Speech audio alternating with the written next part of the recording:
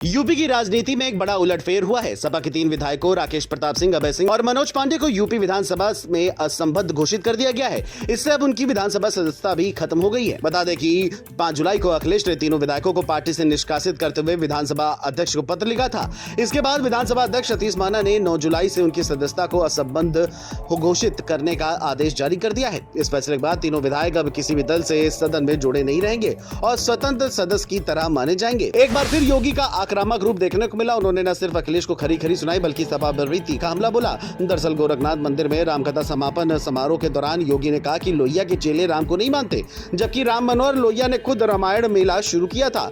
योगी ने तंज कसते हुए कहा कि राम भक्तों पर गोली चलवाने वाली पार्टी अब राम विरोधी हो गई है और जो राम का विरोध करेगा उसकी दुर्गति तय है। उन्होंने कहा कि भारत का एकमात्र धर्म सनातन धर्म है, जिसे बचाना हमारा कर्तव्य है। साथ ही नदियों को बचाने की भी अपील की। कानपुर सीएमओ ऑफिस में कुर्सी की जंग को लेकर थमने का नाम नहीं ले रहा है। निलंबित पूर्व सीएमओ डॉक्टर हरिदत्त नेमी ने ऑफिस में एंट्री मारी और सीएमओ की कुर्सी पर बैठ गए। नेम प्लेट तक लगवा ली, चाय पी और मीटिंग भी बुलाई। वहीं नए सीएमओ डॉक्टर उदयनाथ ऑफिस नहीं आए और सीधे सीएससी निरीक्षण पर निकल गए।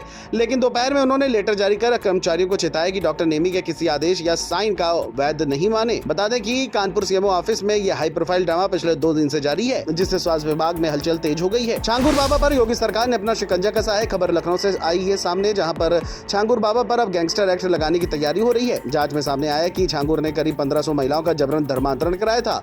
वो अपने रिश्तेदारों के जरिए युवतियों को फंसाता था और फिर उन्हें धर्म बदलने को मजबूर करता था। हालांकि अब एटीएस ने छांगुर और उसकी करीबी नीतू को 7 दिन की रिमांड पर लिया है। बताया जा रहा है कि रिमांड के दौरान अब आईबी और एनआईए के अफसर भी पूछताछ करेंगे। इस बीच श्रावस्ती से एक चौंकाने वाली खबर सामने आई है, जहां कोना ब्लॉक गेट के पास आंगनबाड़ी केंद्रों के लिए भेजा गया 230 पाउच रिफाइंड तेल चोरी छिपे ई रिक्शा से ले जाया जा रहा था।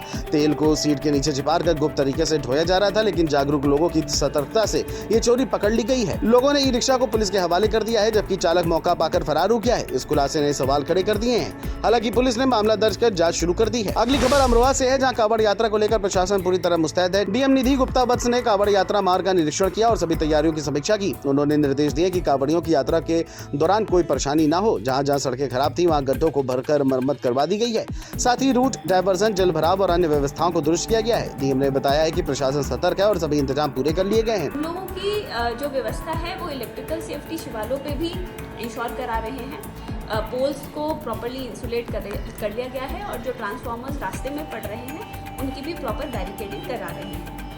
साथ ही जो रेस्टोरेंट्स रूट्स पे पड़ रहे हैं वहाँ पर भी लगातार फूड सेफ्टी इंश्योर करी जा रही है और वहाँ पे रेट लिस्ट वगैरह भी लगवाई जा रही है।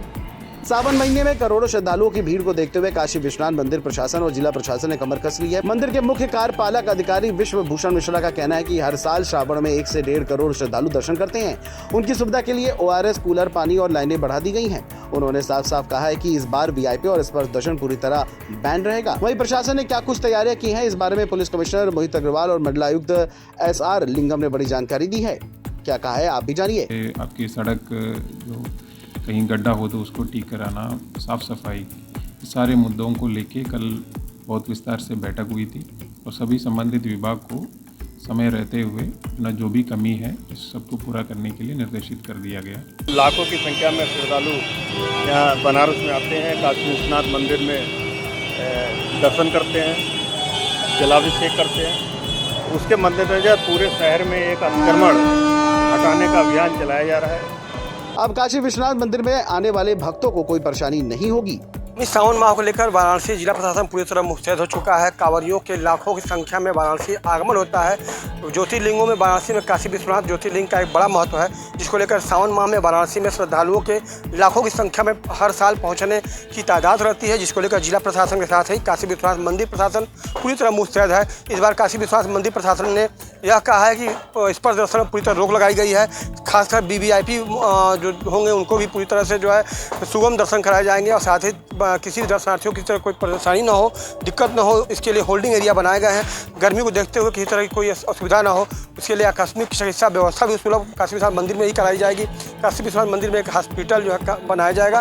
साथ ही विश्वनाथ मंदिर परिसर के अलावा बाहर सुरक्षा व्यवस्था काफ़ी व्यापक चौबंद की गई है। वहीं कांवड़ियों को रख रखाव ठहरने की भी अलग अलग व्यवस्था नगर निगम के द्वारा की गई है। वाराणसी में साफ सफाई की भी काफ़ी व्यवस्था की गई है। नगर निगम के अलावा रेलवे स्टेशन में पूरी तरह जो है वो मुस्तैद है। Railway Kashi Varanasi cantt railway junction के साथ तमाम रेलवे स्टेशन में भी सुरक्षा व्यवस्था बढ़ाई गई है। कांवरियों को रहने के लिए विशेष व्यवस्था की गई है। वाराणसी से धर्मेंद्र पांडे, लोकमंच न्यूज। बढ़ते हैं अगली खबर की ओर, जो जौनपुर से है, जहां ठगों ने डीएम दिनेश चंद्र के नाम से फर्जी फेसबुक पेज बनाकर लोगों को सेकेंड हैंड सामान और पुराने फर्नीचर बेचने के नाम पर ठगी का शिकार बनाया। जैसे ही ये मामला सोशल मीडिया पर वायरल हुआ, डीएम ने खुद संज्ञान लेते हुए साइबर थाने में शिकायत दर्ज कराई। उन्होंने लोगों से अपील की कि ऐसे फर्जी अकाउंट से सावधान रहे, किसी भी प्रकार की लेन देन न करे और डीएम ने आरोपियों के खिलाफ सख्त कार्रवाई का भरोसा भी दिलाया। अगली खबर बिजनौर से है, जहां यूपी संगठन महामंत्री धर्मपाल सिंह की माता भागीवती देवी का निधन हो गया। शोक जताने के लिए उत्तराखंड के मुख्यमंत्री पुष्कर सिंह धामी बिजनौर के हुर्रेन नंगला गांव पहुंचे। उन्होंने भागीवती देवी को श्रद्धांजलि दी और परिवार को ढांढस बधाया। सीएम धामी के आगमन को देखते हुए सुरक्षा के कड़े इंतजाम किए गए थे। इस दुखद मौके पर गांव में शोक की लहर दौड़ गई। पार्टी कार्यकर्ताओं और स्थानीय लोगों ने भी धर्मपाल सिंह की माता को श्रद्धांजलि अर्पित की। बिजनौर से लोकमंच के लिए ताबिश मिश्रा की रिपोर्ट। मुजफ्फरनगर से एक दुखद भरी खबर सामने आई है, जहां बारिश के बाद हुए हादसे में एक युवक की जान चली गई है। बताया जा रहा है कि मदीना चौक के पास बने डिवाइडर पर लगे लाइट के खंभे से करंट उतर गया, जिससे राशिद करंट की चपेट में आ गया और मौके पर ही दम तोड़ दिया। युवक सैफी कॉलोनी का निवासी था। हादसे के बाद स्थानीय लोगों में भारी आक्रोश है।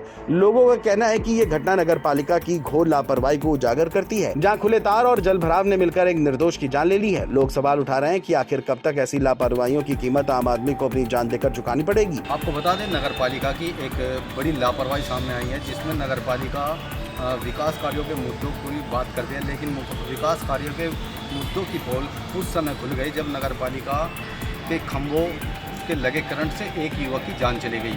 आपको बता दें कि मदीना चौक पर लगे डिवाइडर पर उस समय एक बड़ा हादसा हो गया, जब सैफी कॉलोनी का रहने वाला राशिद बारिश के पानी में जा रहा था, लेकिन वहाँ डिवाइडर में लगे खंभे तार जो टूटकर डिवाइडर पर लग गए थे और उन तारों की वजह से उसमें करंट आ गया। करंट लगने से युवक की मौत हो गई।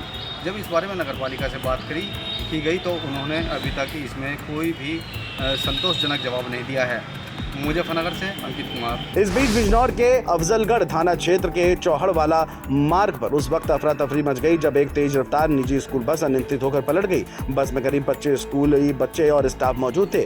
हादसे के बाद मौके पर चीख पुकार मच गई। हादसे में महिला टीचर समेत 6 से अधिक बच्चे घायल हुए हैं। इनमें 5 की हालत गंभीर बताई जा रही है, जिन्हें प्राथमिक इलाज के बाद हायर सेंटर रेफर कर दिया गया है। डॉक्टर मोहित ने बताया कि सभी को समय पर प्राथमिक उपचार देकर बेहतर इलाज के लिए रेफर कर दिया गया है। हालांकि हादसे की वजह तेज रफ्तार और लापरवाही मानी जा रही है। पुलिस मामले की जांच कर रही है। बिजनौर से लोकमंच के लिए ताबिश मिश्रा की रिपोर्ट। अगली खबर कानपुर से है, जहां किदवई नगर की रहने वाली मीशा साइलस ने नौबस्ता पुलिस पर गंभीर आरोप लगाए हैं। उनका कहना है कि 3 साल पहले उनकी करोड़ों की संपत्ति धोखाधड़ी से कब्जा कर उन्हें बेदखल कर दिया गया था, लेकिन पुलिस आरोपियों से मिली हुई है और कोई कार्रवाई नहीं कर रही है।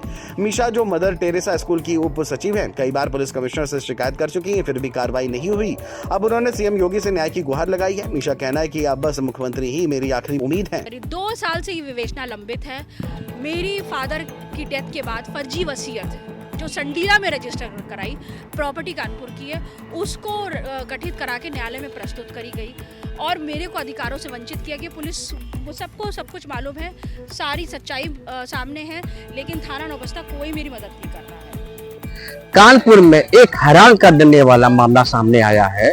आपको बता दें कि कानपुर के मदर टेरेसा स्कूल की संचालिका आज दर दर भटकने को मजबूर है। मामला बताना चाहूंगा कि जो मदर टेरेसा की जो संचालिका है, उसने आरोप लगाया है कि उसके पिता की मौत के बाद उसकी मां और उसके भाइयों ने उनको बेदखल कर दिया है जायदाद से। आपको बता दें कि जब इन कोर्ट में जाकर के इन्होंने चैलेंज किया, तब कोर्ट में इसमें थाने मुकदमे को आदेश आया कि इनके खिलाफ जो आरोपी है उनके खिलाफ सख्त कार्रवाई की जाए और उनके खिलाफ मुकदमा दर्ज किया जाए। लेकिन जो महिला है उसका ये कहना है कि कोर्ट के आदेश होने के बावजूद भी नौबस्ता पुलिस कोई भी कार्रवाई आरोपी के खिलाफ नहीं कर रही है। और जो संचालिका है वो इस समय पुलिस के ऊपर बिल्कुल उनको विश्वास नहीं रहा, तो वो मुख्यमंत्री योगी आदित्यनाथ से मिलने के लिए जाने के लिए बोल रही हैं। वो उनका कहना है कि योगी आदित्यनाथ ही अब हमारी मदद कर सकते हैं। कानपुर से मुकेश गौतम, लोकमंच न्यूज। सिस्टम को गंदा करने वालों पर गाज, रिश्वतखोर दरोगा रंगे हाथ गिरफ्तार। दरअसल ये मामला कहीं दूर का नहीं बल्कि झांसी का है, जहां मऊरानीपुर कोतवाली में तैनात दारोगा विनीत कुमार को एंटी करप्शन टीम ने 15,000 रुपए की रिश्वत लेते रंगे हाथ पकड़ लिया। आरोप है कि दारोगा ने मेलोनी गांव के अखिलेश कुमार से दर्ज मुकदमे में धारा बढ़ाने के नाम पर पैसे मांगे थे। पीड़ित ने एंटी करप्शन को शिकायत दी, जिसके बाद प्लान बनाकर कार्रवाई की गई। टीम ने दारोगा को वही फाइल थमाई जिसमें रिश्वत रखी गई थी। पैसा समेत दबोच कर उसे झांसी कार्यालय लाया गया, जहां पूछताछ जारी है। मऊरानीपुर कोतवाली में तैनात एक दरोगा को एंटी करप्शन टीम ने 15,000 रुपए घूस लेते हुए हिरासत में लिया है। टीम प्रेमनगर थाने में लेकर आई है, जहां पे पूछताछ जारी है। खुशबू मिश्रा, लोकमंच न्यूज, झांसी। इस बीच बांदा पुलिस का बड़ा एक्शन देखने को मिला है, जहां शहर कोतवाली क्षेत्र के मर्दा नाका इलाके में पुलिस ने दहशत फैलाने वाले 2 आरोपियों को गिरफ्तार कर लिया है। चौकी इंचार्ज बुद्धि सागर को लगातार मिल रही शिकायतों के बाद ये कार्रवाई की गई है। काशीराम कॉलोनी से पकड़े गए आरोपियों के पास से काफी सामान भी बरामद हुआ है। हालांकि मेडिकल परीक्षण के बाद उन्हें जेल भेज दिया गया है। पुलिस की इस कार्रवाई के बाद बदमाशों में हड़कंप मच गया है। बांदा पुलिस अधीक्षक की सख्त कानून व्यवस्था का जीता जागता उदाहरण देखने को मिला, जहां देर रात को एक मर्दन नाका चौकी क्षेत्र अंतर्गत मर्दन नाका पुलिस चौकी क्षेत्र अंतर्गत 2 आरोपियों को पुलिस ने गिरफ्तार करने में बड़ी सफलता हासिल की है। मिली जानकारी के अनुसार बताया जा रहा है कि ये दोनों आरोपी जो हैं अवैध असलहा लेकर के काशीराम कॉलोनी में पहुँच कर के असलहे का प्रदर्शन करते थे और दहशत कायम करने के उद्देश्य से असलहे का प्रदर्शन किया करते थे। फिलहाल मिली जानकारी के अनुसार चौकी इंचार्ज मर्दन नाका बुद्धि सागर के द्वारा कर्मठता से इन दोनों आरोपियों को गिरफ्तार किया है, जिनके पास से 32 बोर और 315 बोर नाजायज असलहा बरामद किया है। साथ में एक जिंदा कारतूस भी बरामद करने में बड़ी सफलता हासिल बताया जा रहा है। पुलिस अधीक्षक बांदा पलाश बंसल के कुशल निर्देशन और सख्त निर्देशन के बाद में जनपद में ताबड़तोड़ कार्रवाइयाँ हो रही हैं। फिलहाल कानून व्यवस्था को दृष्टिगत रखते हुए पुलिस अधीक्षक बांदा सख्त तेवर पर दिखाई दे रहे हैं और अपराधियों की अब खैर नहीं। जैसा कि मर्दन नाका चौकी क्षेत्र अंतर्गत अभी पूर्व में ही मीडिया के द्वारा प्रकाशन किया गया था सट्टे के संबंध को लेकर के, वहीं सट्टे माफियाओं के संबंध में भी पुलिस अधीक्षक बांदा के द्वारा निर्देश जारी किए गए हैं कि किसी भी अराजक और इलीगल तत्व को बख्शा नहीं जाएगा, वो चाहे जो कोई हो।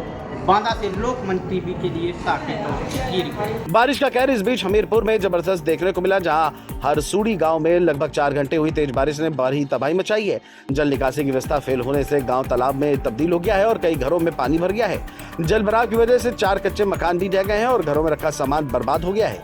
हालांकि राहत की बात रही कि कोई जनहानि नहीं हुई। ग्रामीणों ने बताया कि गाँव की पुलिया जाम होने से पानी बाहर नहीं निकल पाया, जिससे ये स्थिति बनी। मामले की सूचना मिलते ही एसडीएम ने राजस्व और तहसील की टीम को मौके पर भेजा। अधिकारियों ने तत्काल पुलिया की सफाई कराई और पानी निकलवाया। वहीं एसडीएम ने लापरवाही पर संबंधित सचिव और प्रधान के खिलाफ कार्रवाई के निर्देश दिए हैं।